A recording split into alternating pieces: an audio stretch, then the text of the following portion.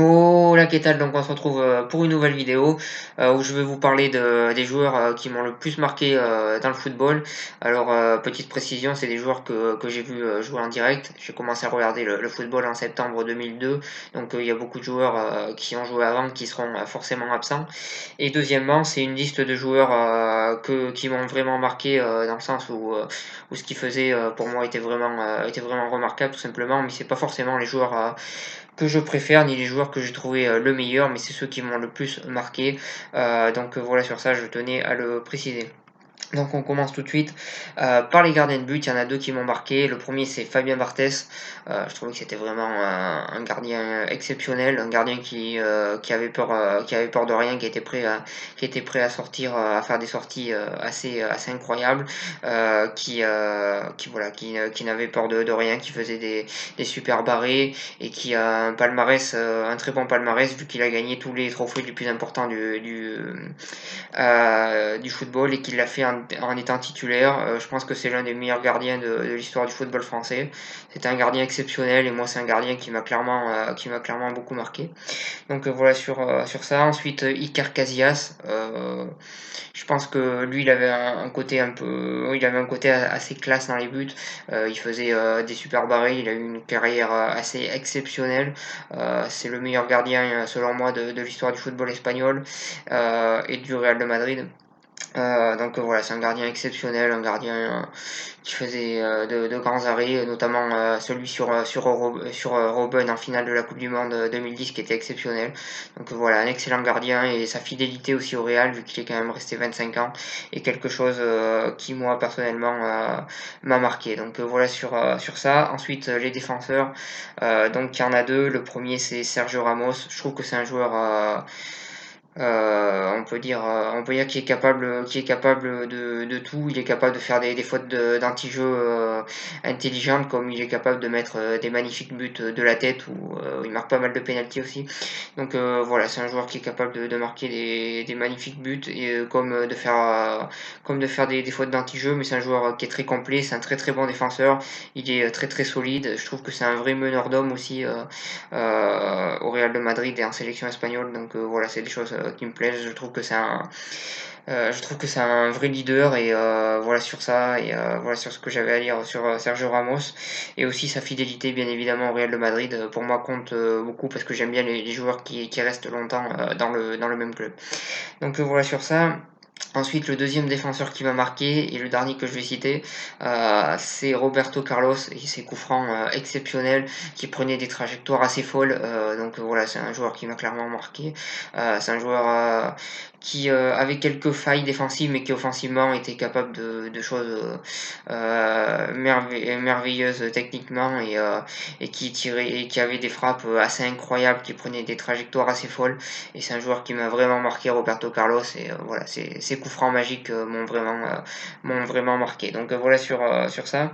Ensuite, les milieux de terrain, il y en a trois que j'ai envie de citer. Le premier, c'est Iniesta.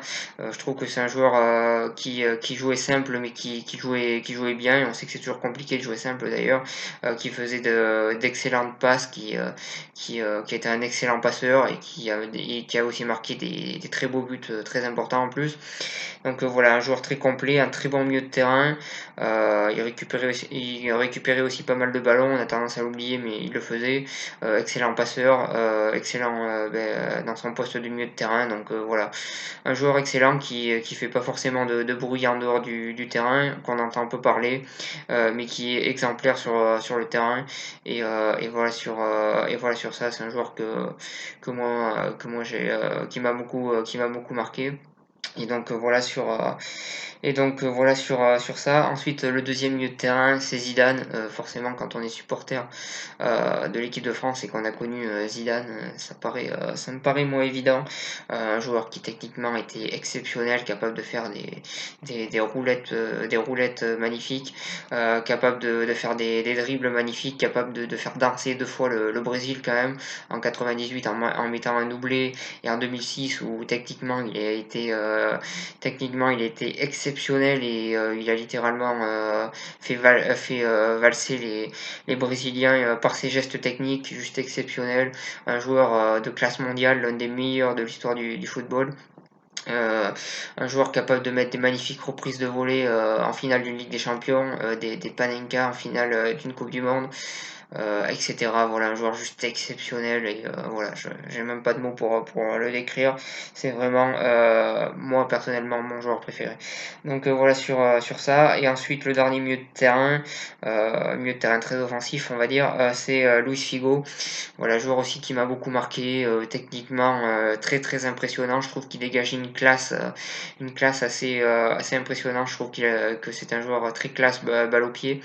Et je trouve que c'est un joueur voilà, assez rapide, techniquement très intéressant, qui donnait des très très bons centres et des très très belles passes et qui a aussi marqué pas mal de buts. Donc un joueur assez complet pour son poste et un très très bon joueur qui moi m'a beaucoup marqué, surtout au Real de Madrid où je l'ai trouvé vraiment très très intéressant. À l'Inter, c'était un petit peu sa fin de carrière, mais il a aussi montré de bonnes choses. Et dans la sélection portugaise aussi, il a montré de bonnes choses dans cette sélection, même si malheureusement il a remporté aucun trophée, notamment avec cette défaite assez malheureuse à l'Euro 2004. Donc voilà sur ça. Ensuite, les attaquants, il y en a trois que j'ai envie de citer. Le premier, c'est Trezeguet, qui est un attaquant pour moi, j'ai envie de dire à l'ancienne, parce que j'ai l'impression qu'on voit de moins en moins d'attaquants comme lui qui touche très peu de ballons, mais le peu de ballons qu'il touche, c'est des buts ou des passes décisives. Voilà, un très très bon attaquant qui a marqué énormément de buts dans sa carrière, qui a eu un parcours exceptionnel à la Juventus, qui est l'une des meilleures équipes du monde. Il y est resté pendant 10 ans et il a été exceptionnel pendant ces 10 années-là. Il est même resté fidèle au club quand le club est descendu, donc là, ça aussi c'est assez remarquable. Il a, il a enchaîné but sur but, c'était vraiment un vrai buteur, un vrai attaquant, qui savait aussi faire pas mal de passes décisives, et ça on a tendance à l'oublier. Et moi c'est un attaquant qui m'a vraiment marqué. D'ailleurs je regrette qu'il n'ait pas été plus souvent titulaire en équipe de France, vu qu'il a quand même été souvent remplaçant. Et pour moi personnellement, c'est un regret. Donc voilà, sur ça, c'est vraiment un attaquant qui moi m'a beaucoup marqué, David Trezeguet. Ensuite, les deux derniers, je vais pas être très très surprenant, c'est Messi et Ronaldo.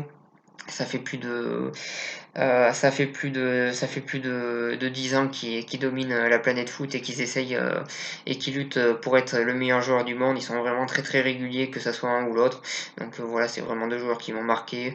Messi, c'est un joueur techniquement très impressionnant. C'est un joueur voilà, qui est capable de transpercer des défenses. Donc voilà, très impressionnant techniquement, qui est capable de donner des passes assez magnifiques, de marquer des buts magnifiques. Donc voilà, il est capable de tout offensivement.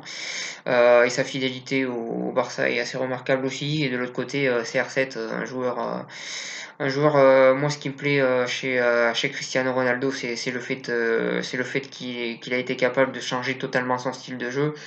Vu qu'à Manchester United, on avait un joueur qui driblait beaucoup, qui était beaucoup dans le dribble. Je trouvais qu'il avait tendance à faire quelques dribbles un peu inutiles et être un peu trop personnel quand il était à Manchester.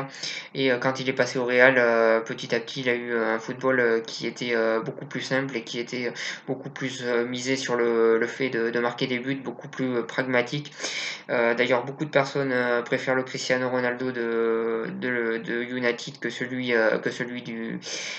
qui a eu au Real ou celui qui est actuellement à la Juventus. Mais moi personnellement, je préfère le Cristiano Ronaldo actuel qui essaye de marquer des buts, qui est très pragmatique et qui joue vraiment pour faire gagner l'équipe. Moi, je préfère largement ce Cristiano Ronaldo là que celui d'avant. Après, ça reste un avis personnel. Donc voilà sur cette vidéo. Je vous remercie de m'avoir suivi et je vous souhaite une bonne continuation.